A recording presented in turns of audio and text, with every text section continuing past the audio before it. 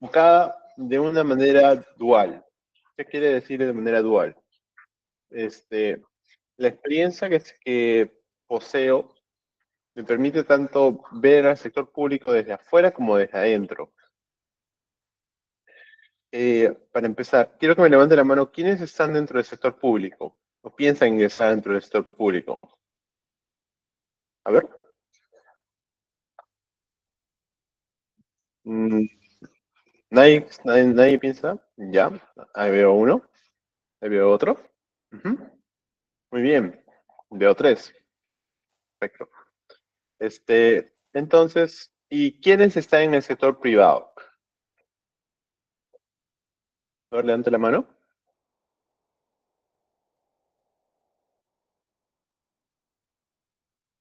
Eh, a ver, ¿el sector privado? Asumo que los que no han levantado la mano del sector público están en el sector privado. A ver, ¿quiénes están dentro del sector privado?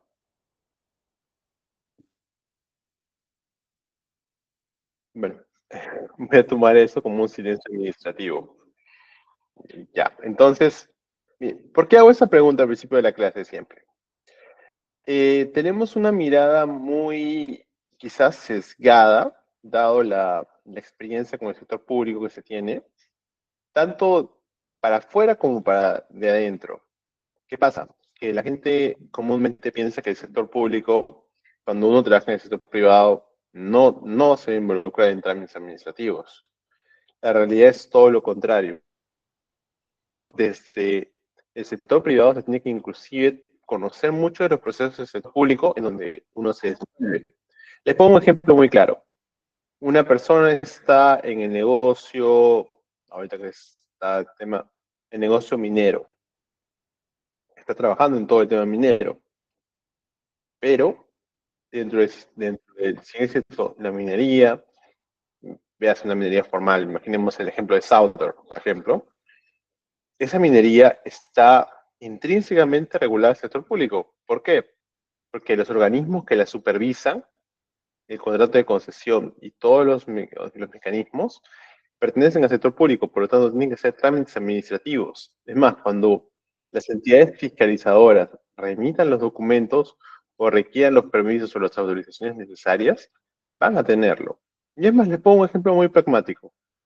Quienes de aquí trabajan ya sea en pequeños emprendimientos o pretendan formar un emprendimiento. A ver, levante la mano.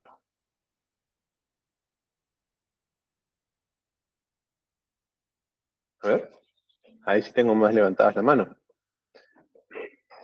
Pues les comento que a los emprendedores también tienen que conocer un poco del sector público, porque sea la rama que sea, van a tener trabajadores. Y Dios no quiera que uno de esos trabajadores les inicie un proceso ante la SUNAFIL. Y ahí van a, de todas maneras, vénselas como el sector público y los trámites, en este caso, que son netamente del sector público. En este caso, por ejemplo, ¿cuántos de ustedes, por ejemplo, sabían que cuando uno tiene ya trabajadores, ya por así decirse, dentro de planilla, todas las notificaciones o las actuaciones de SUNAFIL te las remiten electrónicamente? Tienes que tener una casilla. Y si no tienes la casilla, no estarás enterado de todas las notificaciones. Y por lo tanto se te vendrá una multa. Un ejemplo muy práctico de ello es, imaginemos que tenemos un emprendimiento que vende este, ropa de perros, ropa para perritos de invierno. Y hemos contratado a una persona X. Resulta que esa persona se ha contratado pero en condiciones de informalidad. Y solo por contrato de, bueno, no condiciones de informalidad propiamente dicho, sino por contrato de terceros o lo que comúnmente se llama locación de servicios. Esa persona, posteriormente, debido a desacuerdos y cosas, le remite un documento a la SUNAFIL, señalándole que efectivamente debe estar en planilla. Y la SUNAFIL te notifica. Y uno, por no ver esa casilla, termina incurriendo en una multa, quizás posiblemente hasta de 20.000 soles. Y quizás posiblemente hasta... Y todo ello destruyendo toda la actividad empresarial que uno se está haciendo. Así que como Y como ese está el ejemplo también de la SUNAT. Todos seguramente acá, bueno, la gran mayoría, sí conocerán en este caso el efecto de la SUNAT sobre las empresas, ya sea pequeñas, medianas, tienen un efecto muy amplio y muy regulador. Es más, ahora como un preludio también, la SUNAT ha implementado también la casilla electrónica Sol. ¿Qué significa eso? Cuando es declaración jurada o cuando registras cualquier movimiento, ya sea de la persona natural o jurídica, veas empresa, te notifica en la casilla Sol y es computado desde el día en que te notificó en la casilla. ¿Qué significa? Que si tú no revisaste tu casilla Sol, ya está, para ellos ya está notificado, por lo tanto, un procedimiento en el cual tú pudiste haber reaccionado antes, no lo reaccionaste, te impusieron la multa y ahora resulta que mucha gente pasa y se entera cuando tienen una ejecución, el banco les tiene retenido un monto determinado, ¿por qué? Por deudas, en este caso coactivas. Como verán, es un abanico muy amplio que no solo involucra a los servidores públicos, funcionarios públicos, sino también involucra, en ese caso, a distintos sectores de la sociedad. En sí también, como les estaba señalando, el caso está con audífonos, pero en sí, como les seguía señalando, todos esos sectores se van a interrelacionar. Así que lo primero que tienen que entender es que el sector público no es solamente para las personas que laboran en el sector público, sino también involucra el sector privado. Adicionalmente a ello, tienen que tener el conocimiento que interactuamos con entidades del sector público. Por ejemplo, ¿quiénes de ustedes de acá trabajan, vamos a decirlo así, por contrato por recibos por honorarios? Levanten la mano. Ya. Bien. A ustedes les correspondería cualquier futuro reclamo con su empleador realizarlo ante la SUNAFIL. Y la SUNAFIL implica toda una serie de procesos administrativos y actos administrativos que van a tener. ¿Y cómo se inicia todos los trámites administrativos? Ya sea para obtención de licencia, presentación de tu reclamo, presentación de tu denuncia, ante copy, o las entidades reguladoras, ya sea el sector pesquero, el sector minero, el sector agrario. Todos esos procedimientos empiezan con los trámites administrativos, lo que lo conocemos acá, lamentablemente, con la famosa burocracia. Es importante hacer esta precisión porque yo quiero al menos que se queden con esto. Este curso no es solo para la gente que trabaja en el sector público, sino también es para la gente que trabaja en el sector privado. La modalidad en que vamos a tratar de estructurar las clases y al mismo tiempo señalar las clases es una modalidad que es base de ejemplos y al mismo tiempo base de, por así decirlo, base de experiencias dentro del sector público y del sector privado y base de compartiendo experiencias. Así mismo como una constante retroalimentación de sus preguntas y dudas o inquietudes. Como bien lo dijeron en la presentación, esta es una clase para que ustedes aprendan. Por lo tanto, cualquier pregunta que ustedes tengan es completamente válida. Como siempre lo digo, no hay mala pregunta. Es más, la gente que hace realmente las preguntas o que no quiere preguntar es por temas de vergüenza o algo así. Al final le hace un favor a los otros porque los otros quieren justamente, o tienen esa duda, pero no le han levantado la mano o X razones. Pero la idea es esa, que se autoalimentan, que sepan algo que lo puedan usar en el día a día, que adquieran conocimientos y que sobre todo entiendan cómo funciona la sección pública. Es más, va a ser muy importante que sepan todo esto. También un enfoque que también se le da, o le doy en ese caso a la clase, es un enfoque más crítico y analítico.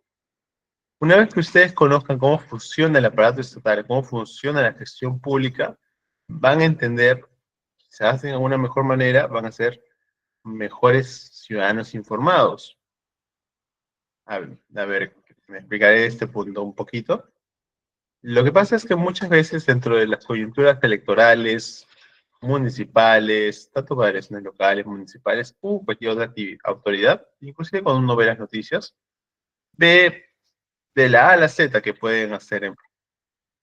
La realidad es que de lo que van a escuchar, en este caso, de las próximas elecciones de acá a un año, casi podría decirlo con certeza que el 70% es o inviable o de plano mentira. Y no lo digo en el afán de, un afán de, por así decirlo, de estimar las, las alzas electorales, sino que los políticos o la gente que hace política o campaña electoral se aprovechan del desconocimiento de la gestión pública de las personas y la utilizan para que simplemente lograr votos fáciles. Les pongo un ejemplo muy breve y con esto y vamos a empezar la clase. ¿Cuántos de ustedes escucharon la promesa del señor Pedro Castillo de que iba, el expresidente Pedro Castillo, que iba en 48 horas deportar a los ciudadanos extranjeros? Levanten la mano.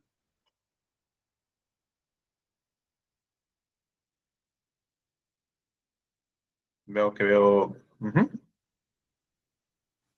¿Ya?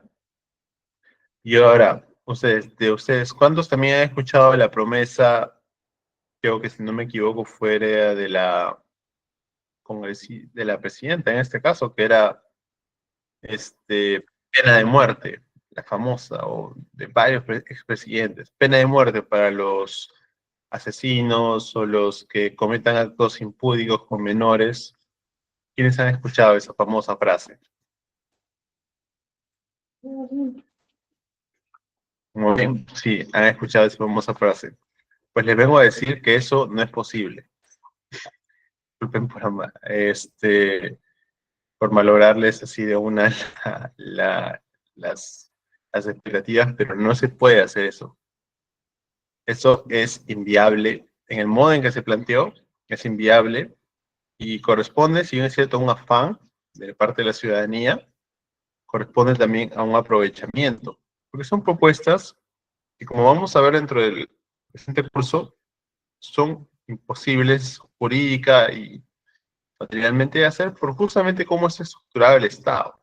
Hay una serie de procesos, modalidades, e inclusive también hay una serie de elementos que tienen que tener, en este caso, la actuación de la autoridad administrativa. Y cuando se escucha muchas veces señalar estas propuestas que parecen para muchos ciudadanos buenas en primer lugar, al final resulta que son simplemente, por decirlo así, son propuestas vacías que no están apegadas a la realidad, que no están apegadas al marco normativo y que nunca se van a cumplir. Por eso, si alguien, bueno, como al menos, si alguien les dice en la próxima elección deportación de ciudadanos extranjeros en 48 horas, de plano es una mentira. No se puede hacer. Ya, si quieren detalles, sí, como les comento, el primer detalle es que hay un procedimiento tanto de Estado a Estado para la deportación. Y seguramente ustedes habrán visto los famosos procedimientos que ha hecho el señor Donald Trump, en este caso con El Salvador. Y todos los, tienen cierto, implicancias legales y jurídicas, también hay implicancias administrativas en los trámites. Porque no es algo así de decir, voy a deportar X ciudadanos extranjeros. No. Implica todo un procedimiento burocrático que tiene que ver con migraciones. Una entidad estatal en la cual regula ese proceso. O, por ejemplo, el de la pena de muerte. ¿Cuántos de ustedes piensan que, cuántos de ustedes piensan que el Tratado de San José, los derechos humanos, todo lo de la OEA, realmente estamos ahí por razones éticas? Díganme la verdad, ¿cuántos realmente piensan que estamos ahí por razones éticas? Que, pues, no, estimado. La verdadera razón por la que no podemos salirnos todavía de los presentes tratados es porque hay un procedimiento burocrático y es más, hay compromisos con entidades financieras que nos han otorgado préstamos con los cuales hemos podido sacar distintas infraestructuras, distintas, he podido hablar de distintos proyectos sobre la base de que justamente pertenecemos a esos organismos internacionales y nos exigen esos mínimos requisitos para poder cumplirlo y estar dentro de lo que sería el umbral para tener estos créditos. Como les digo, las razones al final son razones meramente económicas. Por eso, cuando les digan y apelando quizás a su sentimiento posiblemente justo, posiblemente que muchas personas consideran necesario, la verdad es que no funciona así. Tiene varios impedimentos para justamente poderse aplicar. Si algo no es una de las cosas que se está tratando de incentivar quizás mucho, es la ciudadanía informada sobre lo que puede o no puede hacer el Estado. Y ya con esto termino una última reflexión. ¿Cuántos escucharon el famoso lema, no más ricos en un país pobre? No, no más pobres en un país rico. Disculpen el lapsus. Ujú. Pues ese lema es un lema muy efectivo, pero que no funciona así. Lo que pasa es que dentro del aparato estatal, el aparato estatal no te genera riqueza. Puede generarte programas sociales, puede generarte créditos, puede inclusive incentivar algunas actividades como la minera, la pesquera, la agricultura, puede promover inclusive condiciones en las que propiamente dicho uno pueda trabajar de una manera más digna, pero al final de cuentas el Estado en su actividad empresarial está muy limitado. Un ejemplo de esto lo vemos en la ONP o en Petroperú. No sé cuántos acá tendrán sus pensiones en la ONP. Quizás ellos un poquito entenderán un poco a lo que me refiero. Por delante de la mano, ¿quiénes tienen en la ONP? No, todos FP acá. Ya. Bueno, en el caso de Petroperú, ¿no han escuchado de alguno? No, bueno. Así como les estoy señalando, en el caso de Petroperú, es un caso netamente que ha sido por justamente administración del Estado, justamente una mala administración, estándose ya con varios directorios, estaría en un periodo de insolvencia. En el caso de la ONP estaba un poco más crítico porque hablamos del ahorro de cientos de miles de ciudadanos que posiblemente, dado que se ha declarado en este caso, bueno, ya no tendría el patrimonio, el Estado tendría que intervenir. Y es una situación un poco compleja. Por eso, el Estado, dentro de lo que se ha visto en la experiencia reciente de la administración económica del Estado, no, no ha sido un buen administrador de los recursos. Hay excepciones, claro, como el programa del Fondo Mi Vivienda, COFOPRI, no, COFIDE, Agrobanco, pero son excepciones contadas que tienen un buen manejo empresarial siendo Estado. En la mayoría de los casos, los procedimientos, en este caso del Estado burocráticos, son diferentes a las consideraciones que uno puede tener como empresa. Por ejemplo, en una empresa lo importante es en la inversión, es justamente que se logre tener una inversión adecuada y que se tenga más rentabilidad para los accionistas. En el Estado hay otros criterios. Por ejemplo, el criterio de la inversión social. Yo puedo construir un colegio. ¿Eso es algo que me genera riqueza? No, pero genera en este caso un beneficio social que no es tangible económicamente. Esto si alguien tiene un poquito de curiosidad, lo podría ver en el caso de los criterios que se usan en Invierte.p, ese portal del Estado que regula todas las inversiones de parte del Estado. Así que, como verán, hay una serie de factores y hay una serie de condiciones que hacen que el Estado esté presente con su jus muniendi dentro de todas las actividades que realizamos. No olvidemos también que lo que falta justamente dentro de la capacidad del Estado es quizás, lamentablemente por las noticias o toda la mala publicidad que hay, es gente justamente proba que quiere entrar dentro del aparato estatal. Y en vez de, bueno, y eso es como una reflexión de la reflexión de la reflexión, pero en vez de poner tantas noticias negativas de malos funcionarios, después hay 1000 veces más noticias positivas de funcionarios, al contrario, que son buenos funcionarios, que sacrifican horas, inclusive horas con su familia, horas con sus seres queridos, con sus hijos, se pierden inclusive graduaciones por cumplir con los plazos establecidos. Pero esos funcionarios no se hablan mucho. Y bueno, como les digo, este curso es un curso interactivo, pero asimismo no se incluye solo a la gente que quiera trabajar dentro del Estado, sino también a la gente que quiera de alguna manera conocer cómo funciona el aparato estatal, ya sea para poner empresa, ya sea porque piensa empresa en ese rubro, por ejemplo, el rubro inmobiliario, el rubro pesquero, el rubro en ese caso de minería, o quiera poner en este caso su empresa ya de una manera formal, ver los requisitos de la SUNAT, la SUNAPIL. Todos esos procedimientos son parte de los procedimientos administrativos. Así que en la presente clase, todo lo que les digo al final les va a servir no solo para conocimiento, sino también para su vida profesional. Es al final parte de lo que estamos acá. Estamos en altas horas de la noche tratando de aprender. ¿Pero aprender para qué? Para que seamos mejores profesionales y podamos plasmar lo aprendido dentro de nuestro trabajo o nuestro emprendimiento o cualquier otra cosa que estamos intentando lograr sacar para adelante. Entonces, en ese momento voy a remitir. Ya en este caso, me confirman. En este caso, si pueden verlo. A ver. ¿Sí? Ya, listo.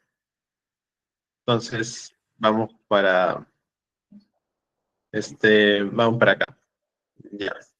A ver, vamos a entender algo.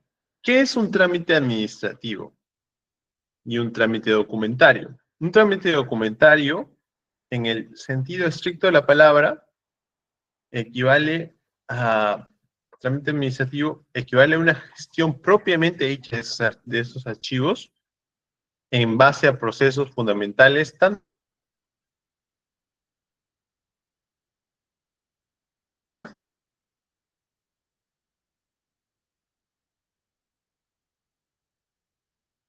en la gestión privada. Si ahora toda la gestión privada está prácticamente, la mayoría, inclusive muchas empresas estamos utilizando IA, estamos utilizando medios electrónicos, que menos una empresa privada está usando computadoras, digamos.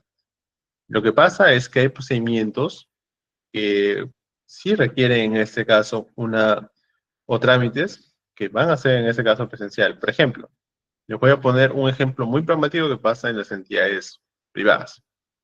Entidades privadas, por ejemplo, el proceso de su carta de renuncia. En muchas empresas está estipulado o una carta en este caso de reclamo ahora que está muy de moda este tema, por hostigamiento.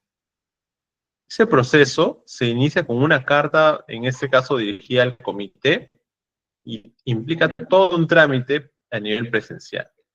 Un trámite, no a nivel presencial propiamente, sino un trámite ya con papel y que se archiva, se da tu cargo y se inicia todo el procedimiento.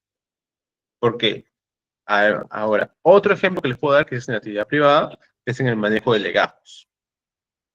Cuando las personas que han trabajado dentro de la parte de recursos humanos podrán entender quizás que cada persona que viene, cada incidencia, cada renovación de contrato, cada capacitación, ya sea en SCT, o instrucciones en este caso para el manejo en el caso de responsabilidades, capacitaciones, todo se maneja dentro del legajo del personal.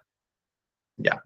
Sobre esa base, es en ese sentido lo que vamos a analizar en eso. eso. Todos esos son trámites documentarios y los cuales involucran una gestión de los archivos, porque tiene que haber un almacenamiento, tiene que haber alguien que el encargado de digitalizar, o quizás la misma persona, tiene que haber un lugar donde guardarlos, conservar, tenerlos a la mano para que cualquier otra área lo requiera, veas el área legal, el área contable, el área de administración, todos esos. Ahora, entrando de lleno al tema de cómo funciona dentro del aparato estatal, simple. Por ejemplo, sigamos en la misma línea de la SUNAFIL. Vamos a poner un reclamo porque mi empleador no me paga. Vamos a la SUNAFIL y digo, señor, en este caso el encargado de la recepción, voy a ingresar una denuncia por, en este caso, acto de hostilidad laboral de parte de mi empleador porque no me ha pagado en la fecha que me tenía que pagar.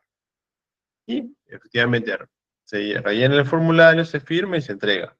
Una vez que ese acto de llenar el formulario y entregarlo, a partir de que la entregas a un funcionario público, constituye un trámite documentario y, y el inicio de un procedimiento administrativo, el cual va a tener un resultado y va a tener, en conformidad con la ley 2744, va a tener impactos jurídicos dentro del sistema administrativo porque va a dar una resolución. Por ejemplo, en el caso de SUNAFIL es un proceso administrativo posiblemente sancionador en contra del empleador que no cumple esas condiciones. Y todo ello va a implicar una serie de procesos y documentos hasta llegar, en este caso, a las consideraciones necesarias.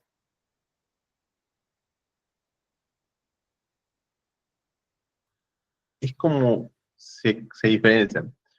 Un trámite privado, recuérdense siempre, todo documento en este caso, a pesar de que todo esté ya más digitalizado, tiene un procedimiento establecido.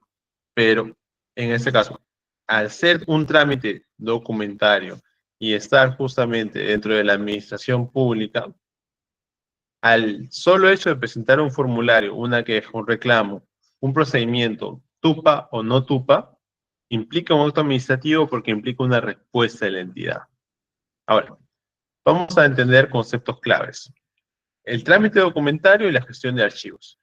El trámite documentario es el conjunto de procedimientos para el registro, la circulación, control y archivo de documentos dentro de la entidad.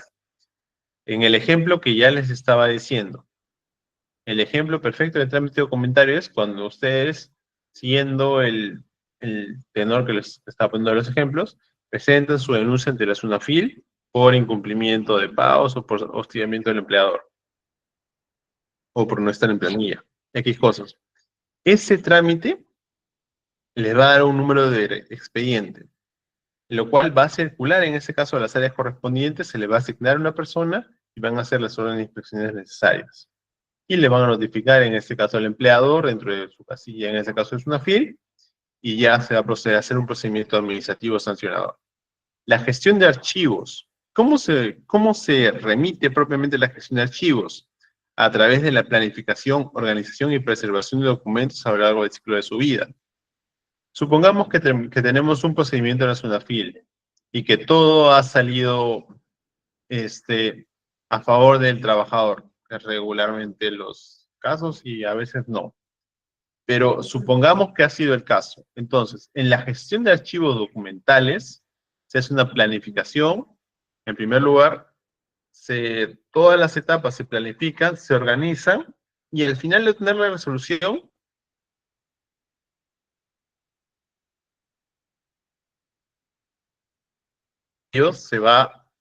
ese archivo se va a guardar y al mismo tiempo va a tener un legajo pertinente del procedimiento. Porque, ojo, por la nueva ley de transparencia y acceso a la información, ese procedimiento la entidad lo puede remitir a un tercero, en este caso que lo solicite, amparado en la ley de transparencia y acceso a la información. ¿Ya? Ahora, ¿por qué es importante la gestión documentaria? Esto va tanto para la gestión pública como para la privada. En primer lugar, es importante porque hay una optimización a nivel administrativo, agilizando los procedimientos y reduciendo la burocracia.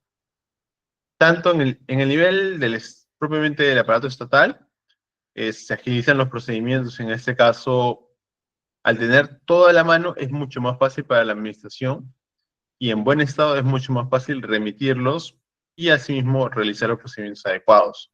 Muchos quizás tengan la experiencia de que dentro de un trámite administrativo a uno le deniegan, no le dan el trámite o se demoran más de la cuenta. El segunda importancia es por la transparencia y el acceso a la información. Garantiza una rendición de cuentas y el derecho ciudadano a la información pública. ¿Cómo es esto? Con la nueva ley de transparencia y acceso a la información pública, ustedes tienen el derecho a solicitar a la administración pública sin expresión de causas, a menos que sean información de datos personales, información muy sensible, véase, por ejemplo, información médica, información en este caso, sea de la SUNADE, ya sea más en el orden tributario, o información que pueda afectar el honor y la identidad de la persona, en este caso. Pero pueden de otra información solicitarla, sin expresión de causa. En ese proceso, la entidad les tiene que proporcionar en el plazo de 10 días hábiles la presente información. Pero ¿qué pasa? Muchas veces las entidades se afanaban, y eso ya va más por el lado de Contraloría. ¿Qué pasaba? Que antiguamente, véase 1990, 1000 más o menos, las entidades que hacían, cuando le venía una auditoría, venían producto de una denuncia ciudadana, venía una auditoría, las entidades decían, el documento se perdió, no está, o está irreconocible, o no se encuentra. Y el auditor, lamentablemente, no podía estar haciendo la de persona que va a buscar el documento también, porque él solo requiere, y la entidad, en muchos casos, señalaba, el documento se perdió, el documento está ininteligible, le ha caído agua, ha cambiado y ya no sabemos dónde está, y así muchos procesos sancionadores, en este caso iniciados por la Contraloría, de muchos procesos que habrían podido terminar quizás en condenas, quizás en informes de control, no se realizaron. ¿Por qué? Porque era muy fácil, antes de la digitalización, no, ya se perdió el documento, no está, y con eso obstaculizaba la labor de control. Sé que en los días de hoy la Contraloría, lamentablemente, quizás su rol no sea tan preponderante como antes, pero dentro del aparato estatal, la Contraloría tiene un rol muy importante, pues es la entidad que fiscaliza a las otras entidades. Así que todo el proceso de fiscalización y control parte en la transparencia y en la importancia de la gestión documentaria. Asimismo, la seguridad y conservación previene la pérdida, alteración y deterioro de documentos, lo cual asimismo facilita un control posterior. Todo esto va encaminado tanto a transparencia como al control, en este caso que realiza la Contraloría General de la República, ya sea a través de control simultáneo, control concurrente, o las diferentes modalidades de control que termine en un informe de control que determina las responsabilidades. Sé que suena muy técnico, muy teórico, entonces les voy a dar un ejemplo para que lo aterricen. A ver, ¿cuántos de ustedes conocen el caso Rolex? Levanten la mano. Ya. Veo que hay unas consideradas personas que conocen el caso Rolex. Entonces, saben que una de las cuestiones en discusión de este caso, famoso caso Rolex, es justamente un informe de control que había realizado la Contraloría, si no me falla la memoria, dentro del periodo de la gestión del excontralor Jack. Y seguidamente ya el proceso siguió, creo que con el actual contralor, el doctor Surikachi. En ese sentido, viene todo ese Rolex, proviene de una investigación periodística, el caso Rolex, supuestamente la señora presidenta habría recibido indebidamente a través de dádivas, gobernadores regionales, un Rolex en este caso, que lo estaría teniendo, y no solo uno, sino varios que lo estaría teniendo. Y eso posteriormente abrió otra investigación. ¿Cuál me dirán? Una investigación en la cual se le estaba abriendo el tema de las cuentas bancarias. Y me dirán, ¿pero cuentas bancarias? Me parece que como funcionarios públicos, todo funcionario público, al menos los que tienen una capacidad de dirección o administran presupuesto, tienen que hacer siempre una declaración jurada sobre cuánto es lo que están percibiendo, cuánto es su renta, de cuáles son sus ingresos, puesto que un incremento indebido patrimonial puede dar indicios de que ha pasado quizás un acto irregular dentro de la persona. En este caso, cuando se abrió el abanico de los roles, se abrió también el abanico de las declaraciones juradas y se encontró inconsistencias. Posteriormente, esto sigo, quizás no estén en la misma, dentro del mismo criterio, pero eso es lo que remite oficialmente de Contraloría, así que fuera de las discusiones periodísticas que podamos tener, posteriormente el presente informe, los supuestos desbalances patrimoniales de la presidenta, fue absuelto mediante la información que no le habían proporcionado de sus cuentas bancarias, movimientos. Quizás pueda estar equivocado porque la noticia no la seguí muy al detalle, pero todo ese procedimiento implica ¿qué hubiera pasado? Implica un proceso de seguridad, control y, en este caso, que previene la alteración y deterioro. Por ejemplo, imaginemos que estamos en el año 1990 o en 1985. Imaginen que el difunto expresidente Alan García tendría, en ese momento será el equivalente a un Rolex en ese momento. Y pasa lo mismo. Está ganando, ¿cuánto sería? El equivalente de hoy en día de 15.000 soles, pasa en ingresos personales, pasa a ganar unos 30.000 o 40.000 soles.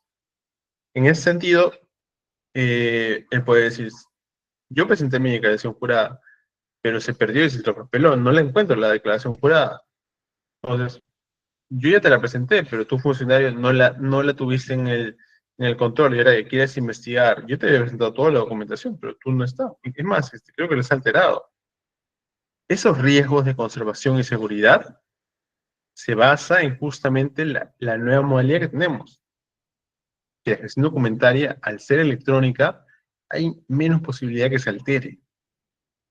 Este caso Rolex, como les comento, y el caso del supuesto desbalance patrimonial en ese caso, han sido casos que han podido ser llevados a la luz del público porque justamente está esa transparencia. Las declaraciones juradas son públicas. Toda persona lo puede ver, toda persona lo puede contrastar. Es por eso que se ha podido hacer todos estos procedimientos. La seguridad y la conservación son vitales para la transparencia, más que nada la transparencia de las autoridades al rendir cuentas, y evita en este caso que no se cometan en este caso actos arbitrarios y o actos que van en contra del interés ciudadano. No nos olvidemos que los ciudadanos somos los principales accionistas dentro del Estado. El Estado. Ningún funcionario público trabaja para ellos. Así lo quieran pensar, así los alcaldes piensan que nosotros tenemos que tenerle una especie de cortesía o algo. No. Todo funcionario público trabaja para el Estado, para los ciudadanos, porque los ciudadanos somos los que con nuestros impuestos pagamos por esos sueldos. Y bueno, reducción de costos y espacio. Sí, que una vez que se implementen los medios digitales, vamos a tener cada vez menos espacios y los nuevos espacios van a pasar a ser las nubes. Ahora, la normativa peruana que se ha aplicado es, en primer lugar, la Ley de Procedimiento Administrativo General, la Ley 2744, ojo que también que es la ley, pero el procedimiento específicamente, de algunos procedimientos especiales, está normado en el TUO, el texto único ordenado de la ley 2744, ley que regula los procedimientos administrativos. Asimismo, en la Ley de Transparencia y Acceso a la Información Pública, que asegura la información pública y promueve la transparencia. Asimismo, como el Decreto Legislativo 1310, en ese caso que facilita la simplificación administrativa mediante la optimización de procedimientos. Y el Sistema Nacional de Archivos, que regula la organización, conservación y eliminación documental en entidades públicas. Recordemos que así, a diferencia de las privadas, donde uno tiene una hoja de papel con información y ya no la uso y no lo sabe en buen tiempo, se puede eliminar, en la entidad pública no. Para tú eliminar un documento público, pese a que tenga más de 100 años, tienes que tener un procedimiento establecido. Recordemos, una de las principales diferencias entre la entidad pública y la entidad privada es que la entidad pública tiene procedimientos establecidos, los cuales, de no seguirse, implican una responsabilidad administrativa funcional de parte del administrado. Ahora vamos al siguiente. Los procedimientos en el trámite administrativo, vamos a poner en este caso, como sé que muchos acá al parecer les interesa el tema de la SUNAFIL, vamos de nuevo a hacer el tema de la SUNAFIL. Entonces, el procedimiento de trámite administrativo documentario. Vamos a suponer, en este caso, va a ser un poco más didáctico. ¿Cuál es el problema que más les molesta a nivel laboral? Falta de pago de parte del empleador, que no los pongan en planilla, o que actos de hostilidad. Cuando me refiero a actos de hostilidad, significa malos tratos, véase improperios o cosas de ese calibre. A ver, levante la mano cuántos consideran que los temas, levante la mano cuántos consideran el tema de la falta de pago por parte de las empresas. ¿Ya? Ahora, los que consideran que sería el tema de, no, que es un tema recurrente. Y ahora entonces, los que consideran que sería el tema de, no la falta de pago, sino que no están en planilla. Levante la mano. Veo varias manos levantadas. Ya, ya. Y ahora, ¿quiénes consideran que también son los actos de hostilidad del empleador? Véase que malos tratos, gritos, entre esas cosas. ¿Quiénes consideran que eso algo es algo que se amerita una denuncia? ¿Mm? Ya. Bueno, por mayoría ganan al parecer los que están en empate, parece, los que consideran que no es una obligación de que los empleadores no pagan en la fecha que deberían pagar y los que señalan que no deberían estar en planilla. Pero ojo, ¿ah? En planilla tienes el descuento de la AFP. Y depende de la planilla en que estés, puedes tener salud, pero hay planillas en las que no solo tienen salud, la atención no es la más óptima que digamos. En muchos casos, y eso como comentario aparte, en muchos casos, el CISA tiene mejor que salud muchas veces. Pero bueno, me alejo del tema. Entonces, vamos a ver el caso vamos a nombrar un nombre al azar de uno de nuestros, de los alumnos en este caso que están dentro del presente curso. A ver, la persona elegida es Carlos Seguí. ¿Ya? Carlos, ¿estás acá? A ver, levanta la mano, por favor. Carlos. Carlos. ¿Sí? A ver, quizás está con problemas con su audio. El señor Diego Guillén.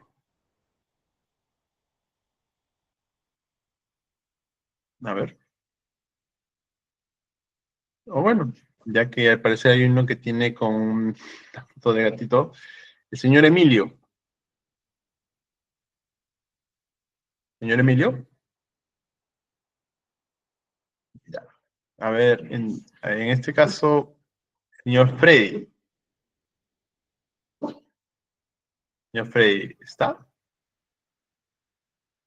Levanta la mano nomás si me hago escuchar. A ver. El señor Juan, el Juan Juárez. Sí, ya. Perfecto, señor Juan. Entonces, lo vamos a usar a usted como ejemplo. ¿Ya? Recordemos que es un ejemplo. Más que nada para que todos los compañeros tengan una proximitud o no, sea un tema que a todos nos puede impactar. Ya lo vamos a usar al señor Juan en este caso con su permiso para tomar en este caso como un ejemplo hipotético de un trámite administrativo. ¿Ya? Ahora, todos atentos, por favor. Imaginemos que el señor Juan trabaja en la empresa, vamos a ponerle un nombre ficticio. Trabaja en la empresa, no más pobres en un país rico, EIRL. ¿Ya? O esa empresa. O, mm, entonces, la empresa no más pobres en un país rico, por su gerente general, el señor Castillo, no el señor Pedro Castillo, no es un señor ficticio llamado Castillo, también es un nombre, no le ha pagado, le ha dicho que te voy a pagar, te voy a pagar, te voy a pagar, y él dice que es su palabra, mi palabra es, te doy mi palabra como, como gerente general de la empresa No Más Pobres en un País Rico, RL, que, que te voy a dar tu pago. Pero el Señor le dice, te doy mi palabra en calidad de persona, y te sigue, y tú le dices, pero mi pago, porque necesito hacer los pagos de mi renta, pagos de mis impuestos, pagos en este caso de mis estudios, el que estás cursando. Entonces, después de tanto discutir con el señor Castillo, con su empresa, entonces tu amigo de trabajo, el señor Vladimiro, te dice, eh, ¿sabes qué?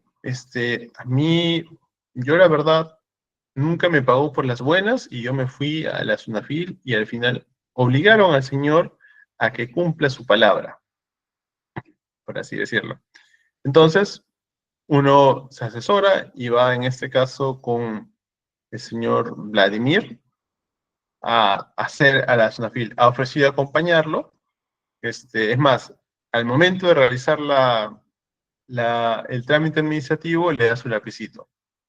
Entonces, ahí empieza y usted le dice, en ese caso al señor Sunafil, mire, ¿sabe qué? El señor Castillo en la empresa No Más Pobres en un País Rico, EIRL, no me ha pagado a la fecha y ya van 2 semanas en que le estoy diciendo y él le dice, sí, te doy mi palabra, palabra, palabra, mi palabra. Y al final, con la palabra no se vive. Entonces, al final te toman los datos y inicia el procedimiento. Entonces, cuando te toman tus datos y registras tu denuncia, se recepciona y se registra el documento. Esa es la primera etapa, la identificación y la anotación formal de documento en el sistema institucional. Te anotas una FIL y te dan un número de trámite. Entonces, ese trámite va a la siguiente etapa, a la clasificación y la distribución. Ya, ok. Esta parte va para el inspector, en este caso, quien sería el inspector, eh, vamos a ver, el inspector Antauro, quien es un poquito enérgico, demasiado y muy confrontacional. El inspector se lo deriva en este caso y lo distribuyen, y en ese caso se le dan al señor Antauro. Y cuando le van así el seguimiento y el control, primero él manda una notificación, en este caso formal, a través de la SUNAFIL, díganle, señor, yo soy el señor Antauro, acreditándose que eres SUNAFIL, ¿por qué no has hecho el pago en este caso, pese a que tú le dices tu puesta palabra, y en este caso es una IRL, y está registrado como tu trabajador? Y el señor Antauro, se da su superior, en este caso, el señor en este caso podría decirse, el señor, ¿quién sería? Del señor Antauro, el señor Hugo Chávez, otro, otro Hugo Chávez, ¿no? El que piensen. Le dice el superior, oye, ¿sabes qué es, Antauro? Creo que acá hay algo más. El señor no es que no es que no le han pagado, sino que no está en planilla. Entonces, ponen otra orden y sobre esa orden a la empresa IRL del señor le sale una notificación dándole, señala, remíteme el contrato.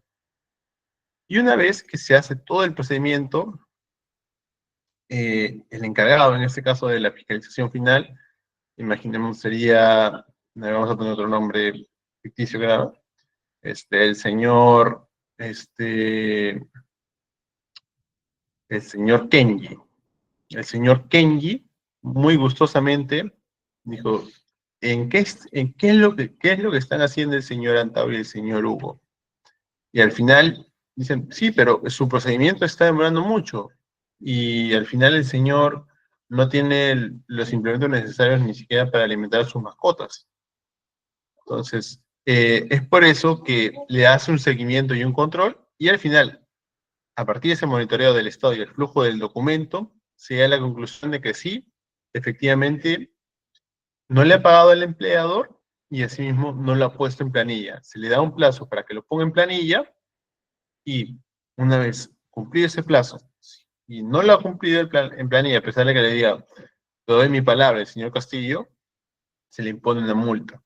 También se le puede imponer otra multa para, en este caso, por no haber contratado, no solo pagado, sino no haberlo puesto en planilla.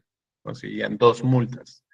En esa disposición, se le notifica, en ese caso, al señor Castillo. El señor Castillo dice, bueno, apelaré, y se va al Poder Judicial, o a quien sea la instancia.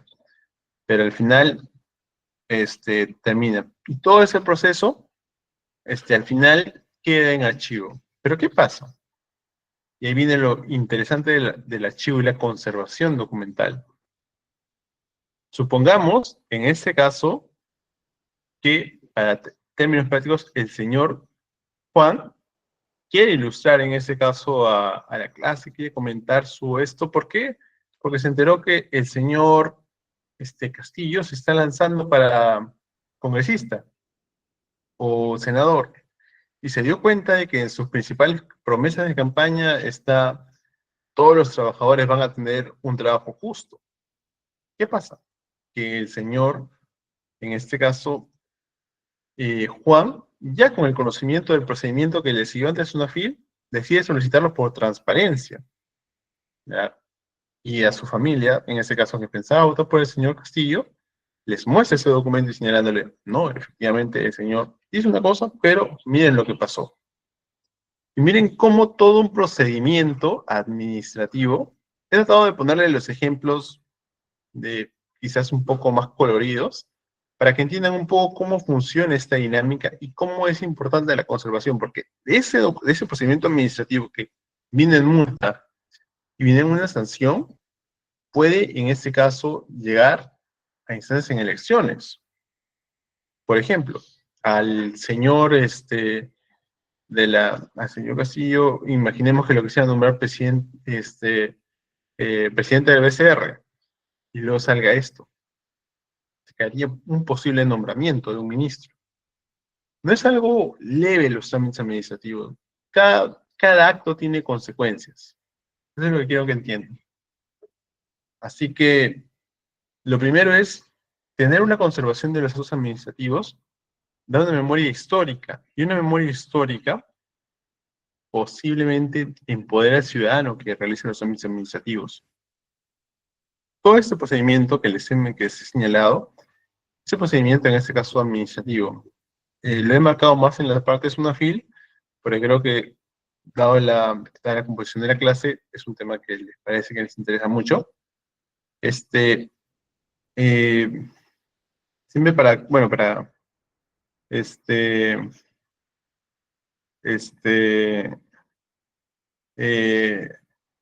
¿cómo se dice? En ese caso, ya tengan siempre estos preceptos establecidos y no se olviden, cualquier consulta me escriben al chat. Siempre sean consultas, en este caso, de los temas tratados en clase.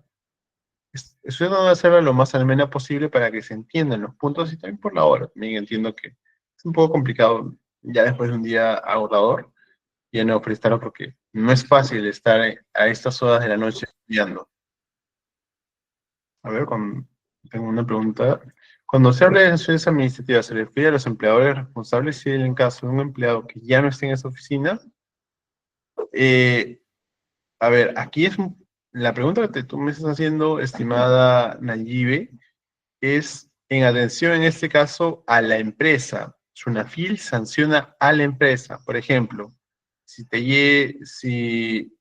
el señor Pepito está en registro, es encargado de recursos humanos y tú le sigues diciendo mi pago, mi pago, mi pago, pero no te pagan, el señor Pepito quizás no sea responsable, sino va a ser el dueño de la empresa, en este caso de la cual estás trabajando y la cual has suscrito tu contrato de trabajo. Otro caso muy diferente sería en este caso que, por ejemplo, estés prestando servicios, por ejemplo, domésticos. Por ejemplo, eres una empleada del hogar, que es el caso más común. Y estás haciendo todas las funciones de una empleada del hogar, pero te pagan así por montos determinados, por días determinados, pero tú vas todos los días y estás cumpliendo con un horario de trabajo. En este caso, podrías denunciar como tu supuesto empleador a la persona que te contrató. Por eso que distinguían de la persona jurídica y la persona natural. Penas, claro, multas. Recuérdense que siempre las multas van a ir en atención a la UIT. Y recuerden, cada año, lamentablemente, la UIT sube, no baja. Así que, sí, efectivamente, estimada. Y las penas son, en este caso, las multas administrativas o otras sanciones que también puede ser. Ya. Entonces, no se olviden, cualquier consulta, cualquier duda, por favor pónganla en el chat y yo con mucho gusto la responderé. Ya. Ahora vamos al siguiente. Buenas prácticas en la gestión documental. ¿Cuáles son las buenas prácticas? En primer lugar está la digitalización de los archivos. Implementación de sistemas digitales para administración documental. Como ya les he explicado en el ejemplo del caso Roles o de las declaraciones juradas, tenerlo toda la documentación en digital asegura que se conserve en buen estado y no se altere u pierda la información. Por eso que al estar de manera digital, solo necesita estar en la nube y ya. Ahora, la tabla de retención documental. Aplicar tablas de retención para definir los plazos de conservación de los documentos. Ojo, esto varía de acuerdo a las entidades. No es lo mismo, por ejemplo, conservar una resolución ministerial o una resolución municipal que, por ejemplo, aumenta los impuestos, o en este caso, por ejemplo, de recojo de basura o pone multas, y conservar en este caso una resolución municipal que otorga licencia de funcionamiento. Tienen implicancias muy diferentes, puesto que uno solo tiene implicancias para la empresa y otro tiene implicancias ya para la sociedad en conjunto. La capacitación es lo que estamos haciendo hoy, y eso es una de las buenas prácticas en la gestión documentaria. Uno de los grandes problemas que se ha venido implementando dentro de la gestión pública es este desfase generacional que tenemos. Les comento, mucha gente dentro de la sociedad que se tiene, por los años que tienen trabajando dentro de la entidad, se niega en este caso les cuesta mucho actualizarse. Y eso implica que mucha gente no utiliza los medios electrónicos adecuados o las herramientas que permiten las nuevas tecnologías. O el otro caso es la falta de capacitación. Por ejemplo, ¿cuántos de ustedes tienen a menores de edad, o conocen en este caso menores de edad, dentro de escuelas públicas? Instituciones públicas. A ver, levante la mano.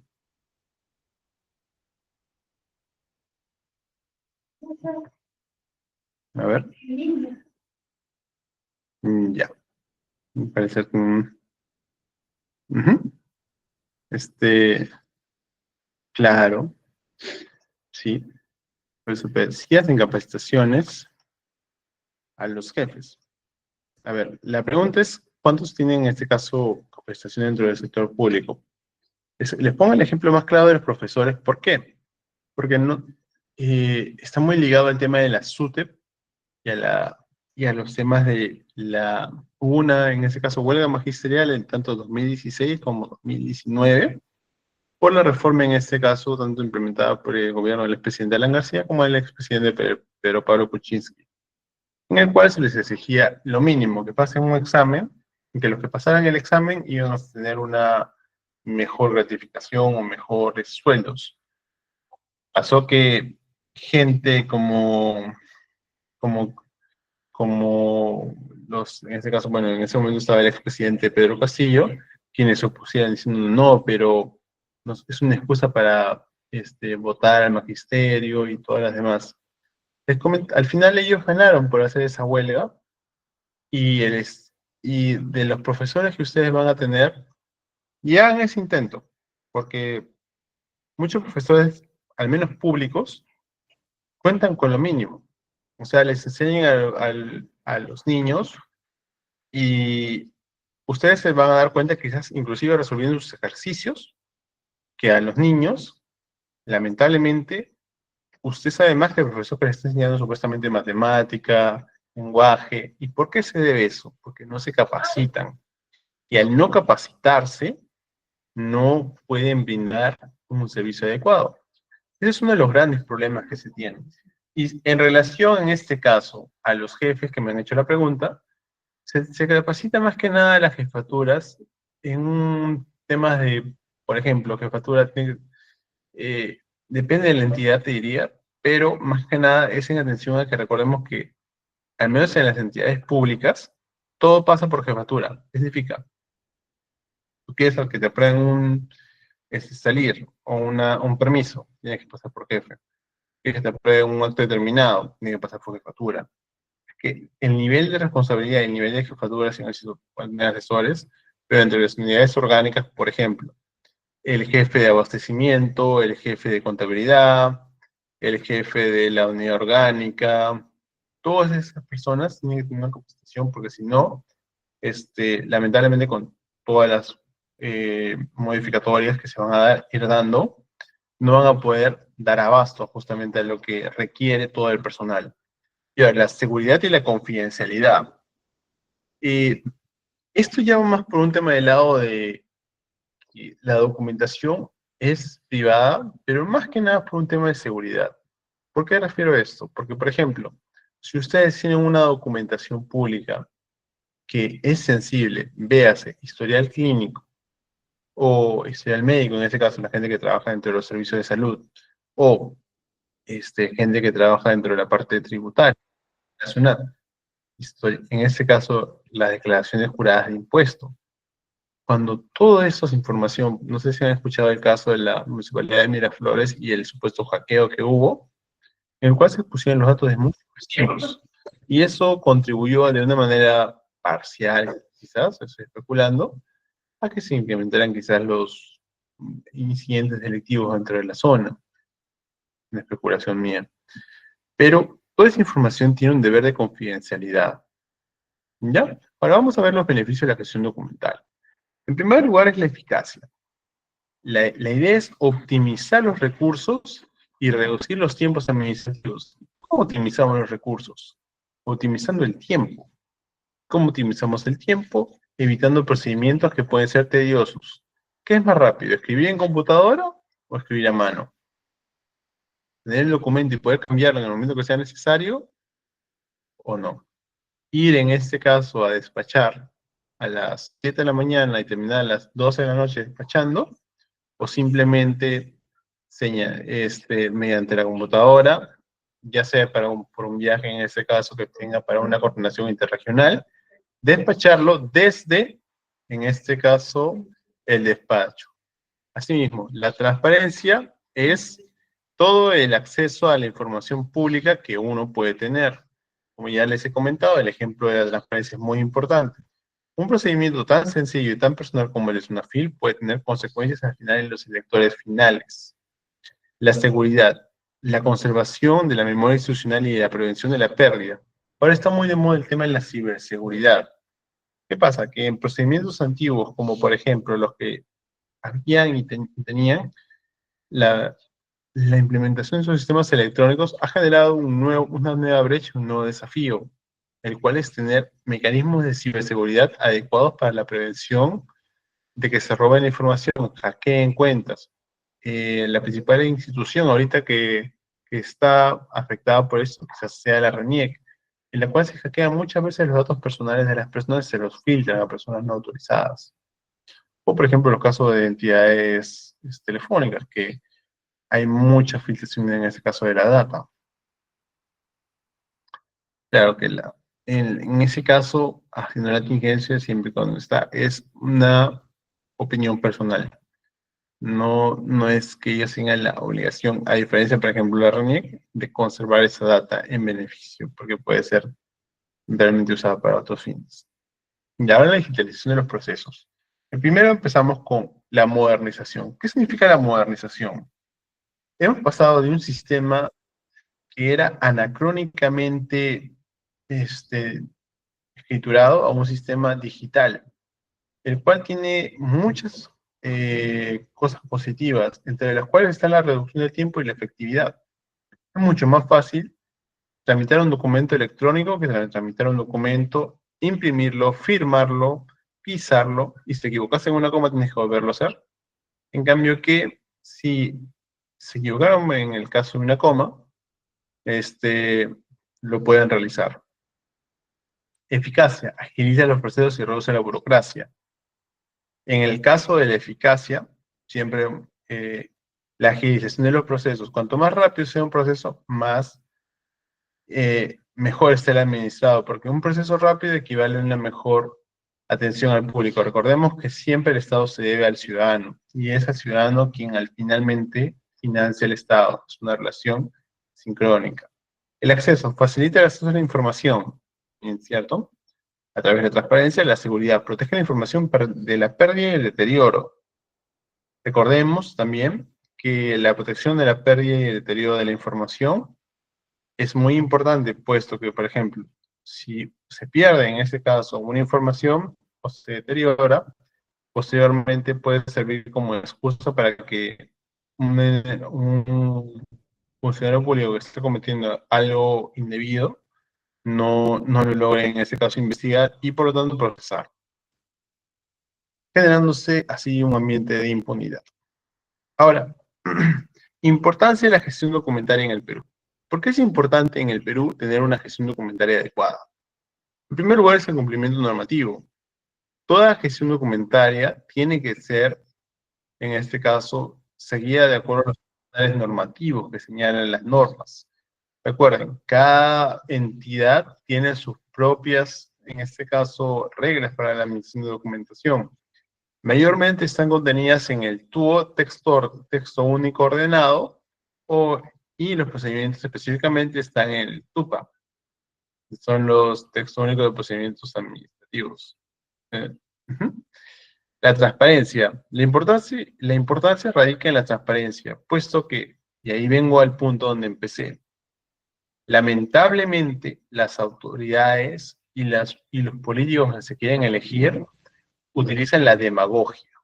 ¿Qué significa? Que si ustedes no conocen cómo funciona el procedimiento administrativo, probablemente les van a engañar y les van a engañar por votos. Y que al final vamos a terminar con un estado parecido al que estamos, en el cual la gente se queja de los congresistas, pero realmente votamos por ellos.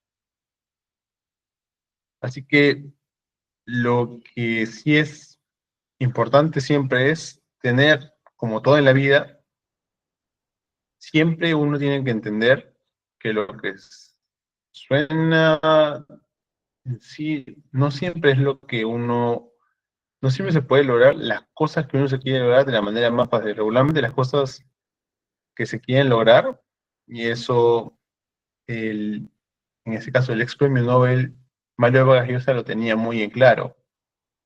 No sé si alguno de ustedes sean lo suficientemente leído adulto joven para entender lo que le costó ser honesto a Mario Vargas Llosa en la campaña del no shock. Mario Vargas Llosa fue frontal con la población y le dijo: no, tenemos que aplicar un shock económico porque las políticas económicas de los 80 fueron desastrosas para la economía.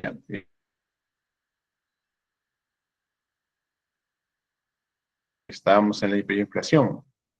Y en ese caso el señor Fumoli dijo: no shock, no vamos a tener.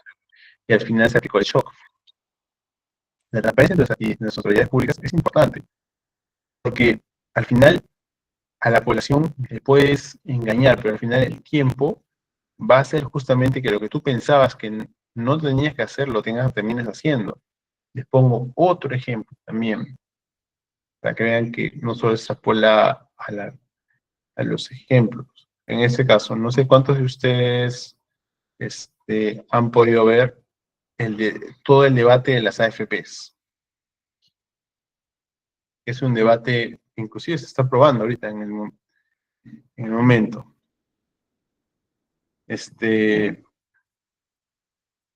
Lo que pasa es que ese debate es un debate muy interesante, porque ahí uno ve en este caso la transparencia de la información y la rendición de cuentas.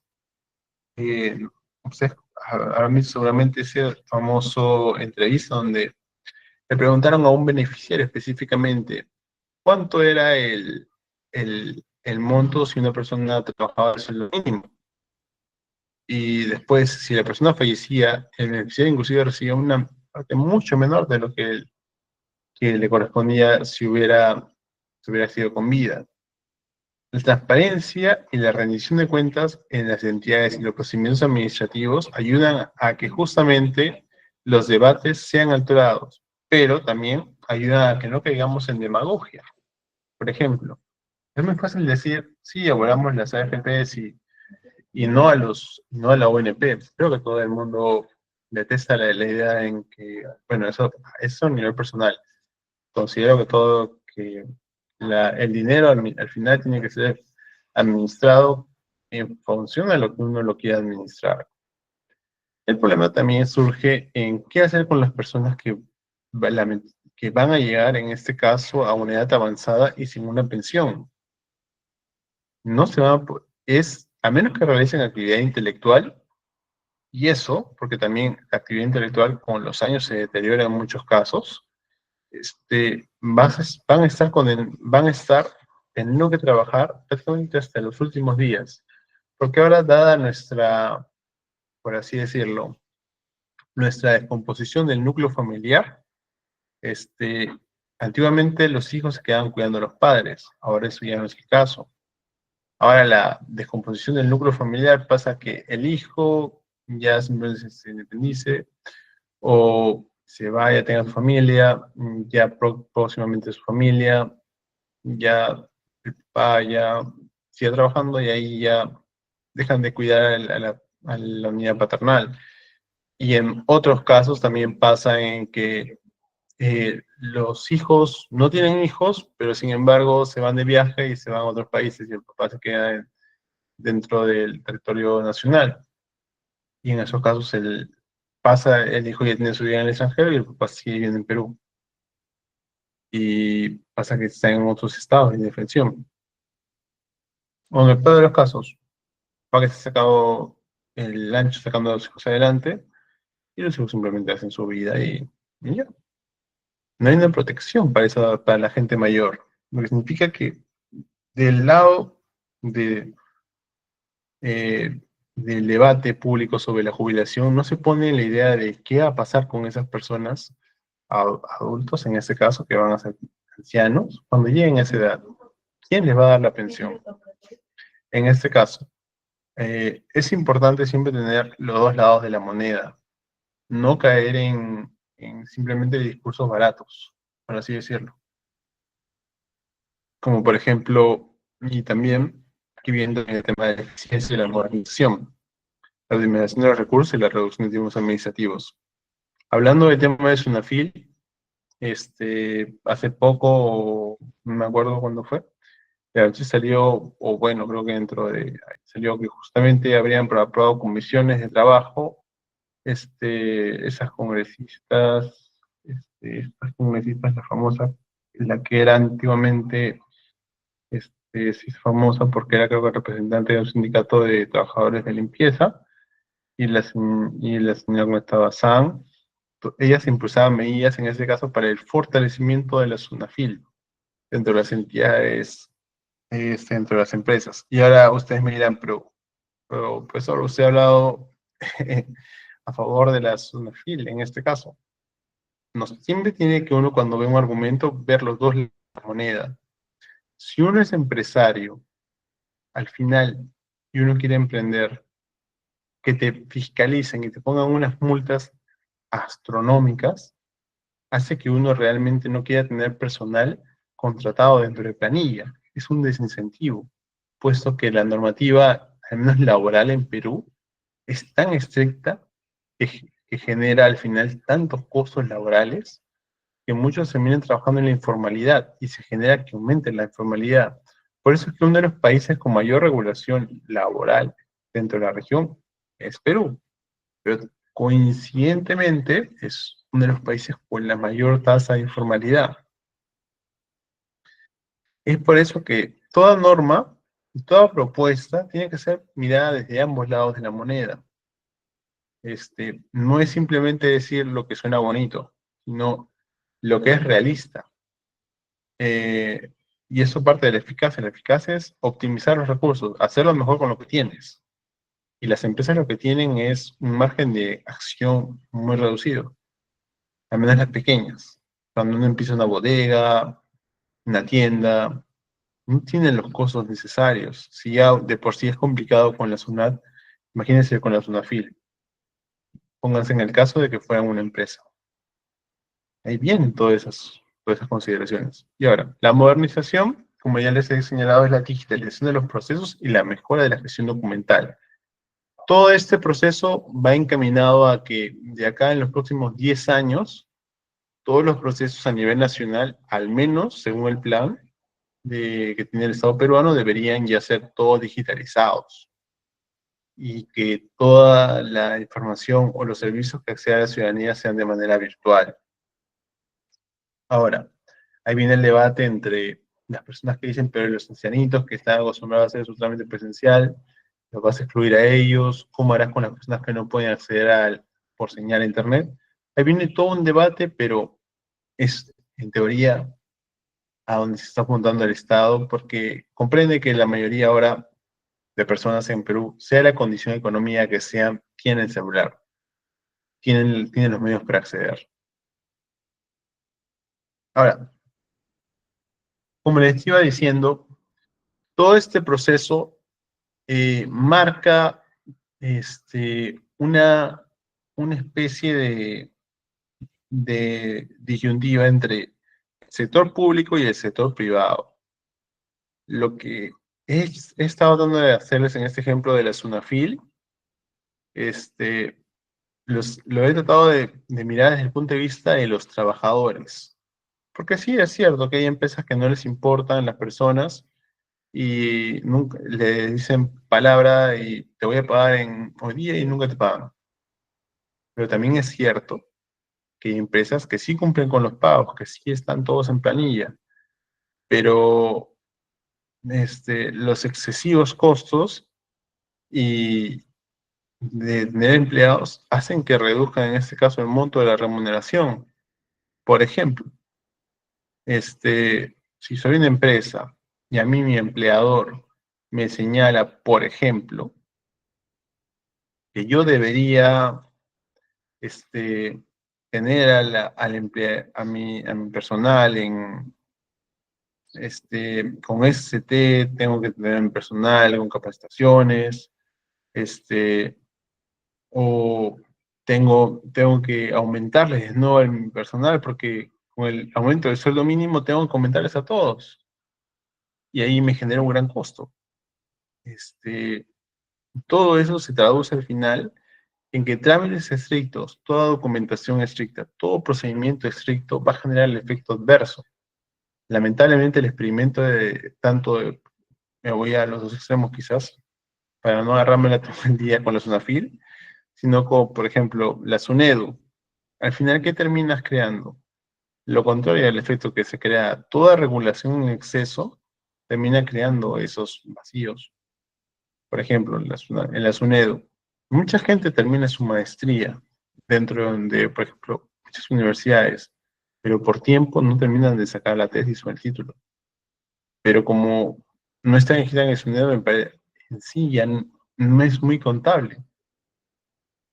Y en cambio, por ejemplo, se prioriza el título más sobre la calidad de la educación. Por ejemplo, al menos para acceder a cargos públicos. Es muy común, y eso lo pueden ver dentro de entidades del Estado, que casi la mayoría de gente que tiene maestrías, universidades cuyo prestigio no es el mismo. ¿Por qué se da? Porque justamente esas universidades son más laxas en los criterios. Y eso que ha creado ese monopolio en que las universidades se han vuelto un negocio, prácticamente.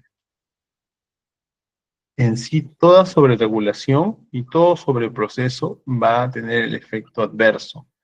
Lo que la SUNAFIL lamentablemente ha ocasionado es que se desincentive más a los empleadores a contratar personal.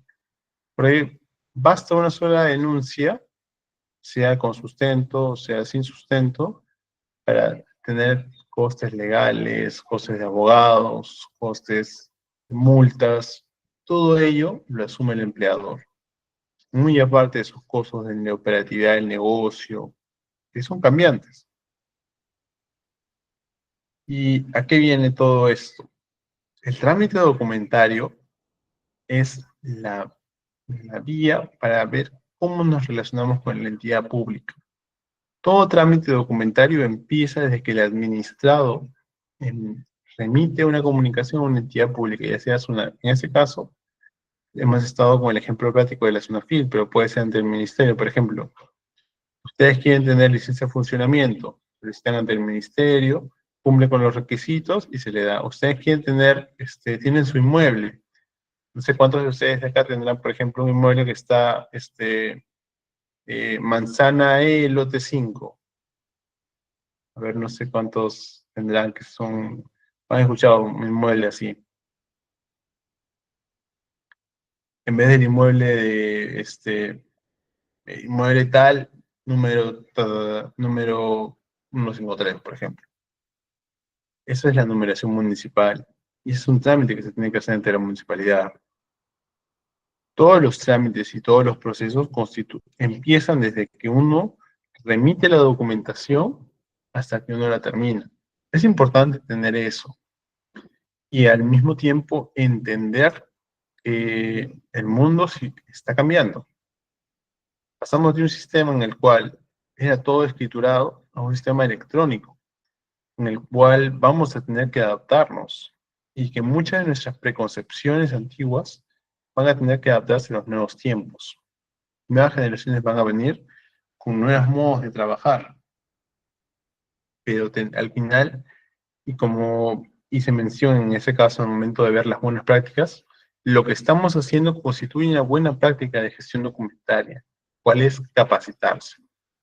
Ahora, bueno, antes de terminar con una conclusión final y una reflexión, te voy a pasar a responder brevemente las preguntas que me han ido remitiendo. Los profesores nombrados no les gusta capacitarse, les gusta faltar. Estimado Kiko, sí, bueno, son nombrados por concurso público. Y si faltan, como administrado tienes todo el derecho del mundo de comunicar a la OSI, en este caso, o informar para los fines pertinentes. Sí, se duerme en los laureles. Llama atención y se quejan en sus sindicatos, te ponen denuncia. Para esas situaciones, como les digo, están los mecanismos legalmente previstos. Por ejemplo, estimado Kiko, el mecanismo de la OSI. Toda institución pública educativa tiene un órgano de control institucional al cual se le puede hacer la denuncia de estos hechos, siempre y cuando los tengas documentados con una prueba fehaciente, no hay ningún motivo por el cual no lo puedes investigar. Asimismo, el portal del Ministerio de Educación remite en este caso una opción en la cual se puede tramitar la denuncia y se puede investigar el caso en las diferentes UGELs. Asimismo, bueno, en relación a la pregunta de la estimada compañera Erika, es que no se cursa información por sistema. Por ejemplo, en la universidad emite una especialidad para profesores de secundaria, EPT, manualidades industriales. Al final resulta más útil que un estudiante reciba enseñanza en computación No hay documento que levante información que pueda tener un docente, las herramientas del Colegio Nacional, destino, si realmente contribuye o no. Sí se cruza la información en algunos casos, pero, y en la preconcepción también, no quiero que se malinterprete, así como hay buenos profesionales y malos profesionales, también hay buenos colegios públicos y malos colegios públicos. Muchos de ustedes seguramente no se habrán enterado de los colegios bicentenarios. Esos tipos de colegios ofrecen una educación muy de calidad, con un estándar muy superior. Chabelita ganó un juicio en la MUNI de Lima. Estás hablando de la señora que era la que estaba del sindicato, si no me equivoco. Creo que estás hablando de esa congresista. Si no me falla la memoria del último que vi en el reportaje, tiene, a pesar de señalar que tiene esos pro trabajador, ella al final, sus posturas a favor de su NAFIL terminan, bueno, lamentablemente en contra de uno de los trabajadores al final. O creo que tuvo algo que ver con Panorama. No me acuerdo en este momento, te soy sincero. Silvia, deberían impulsar el tema de la digitalización, pero con la gran brecha en medios digitales y computadoras. Está impulsándose, estimada. Lo que pasa es que al principio estamos haciendo en las regiones donde se tiene acceso más a tecnologías. Es más, ahora, por ejemplo, en el mínimo hospital puedes tener acceso a transparencia e información pública. Lo que pasa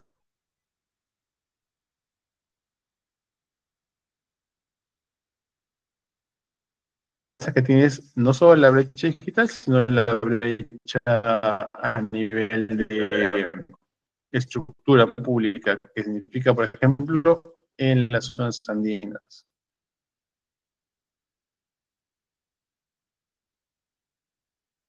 Y ahora, en sí, la última reacción de clases es esta.